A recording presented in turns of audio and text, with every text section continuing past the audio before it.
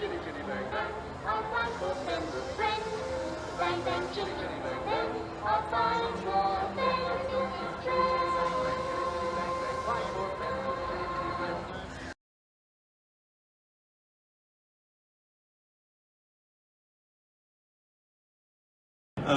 It's an absolute pleasure. I'm honoured to have that car on the Practical Classics stand. Do come and have a chat with Richard. Come and take a picture of it, show your kids, because it is a work of genius. Our very own Caractacus Potts. Ladies and gentlemen, please put your hands together for Richard Skinner.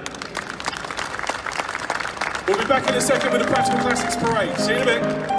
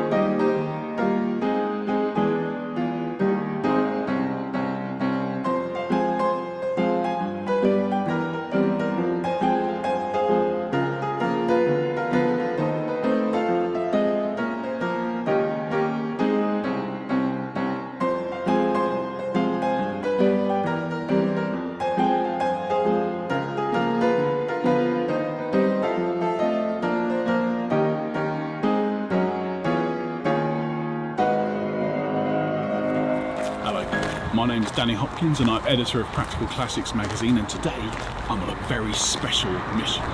Every year in the magazine we run about 30 or so restoration stories, tales of endeavour, men and women who use their own money and their own time in their own sheds to create things of extraordinary beauty. And at the end of the year we get those stories together and we ask you, that's the readers of Practical Classics magazine and the customers in 2020 of Lancaster Insurance, to vote for their favourite restoration story. Now obviously this year we haven't been able to take those restorations through to the NEC because unfortunately COVID has got in the way.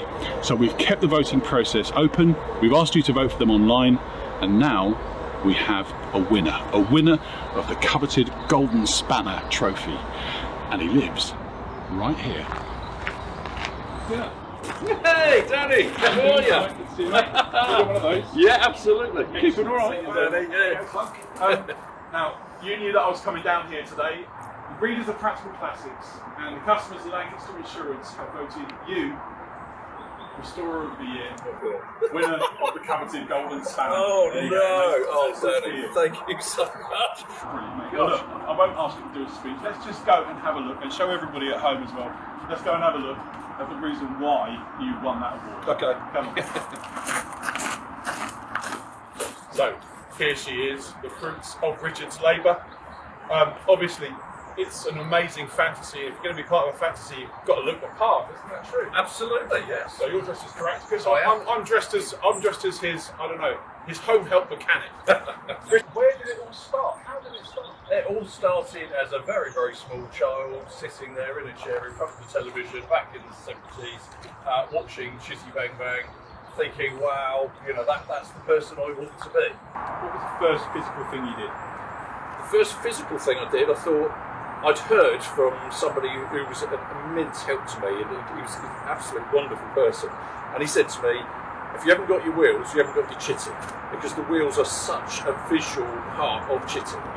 You see, you've got a shiny bonnet, you've got the wooden body, but those big, huge red wheels are the big visual impact, you know, that go with the face of chitty and make up the whole model. And Chitty is now something you take around to shows and... Yeah. No, I certainly do. I really enjoy it because people love it. Chitty is to be shared. Yes. You know, it was the most amazing film, and people love it. When people see it, the reaction from children, adults, everybody loves Chitty. So you just need to get the car out, share it with people. If it does good stuff, it raises money for good causes. Excellent. If it just brings a smile to somebody's face in that day, it's worth it. How long did it take you, start to finish, to create this motor? I think the body itself probably took the longest as one whole part of the car. That really was about 7 months while doing the other bits, because it is so time consuming, because you've literally got to cut every one piece from the original pattern, then you have to fettle it to fit, then you have to attach the white strip. So all of that is very time consuming, so you've got to be getting on with your day job and the rest of the car while you're doing this. It was unbelievably time consuming, very stressful. Yes. It's a very straight grained wood, and what you don't realise is you've got a virtually straight line to about here, and then the whole thing kicks right up to about here per strip. Now, you wouldn't believe it unless you saw it, and then you have to bring that right in to give you that gorgeous motor. What was the last thing you put on the car? That's a very good question. It was probably fitting the headlights. I gave it eyes, and it became a face, and it lit up, and that was it. Well, then the next question is, do you want to make my face light up? Because I am itching to go for a little spin in this. Why not? Fantastic. Let's do it.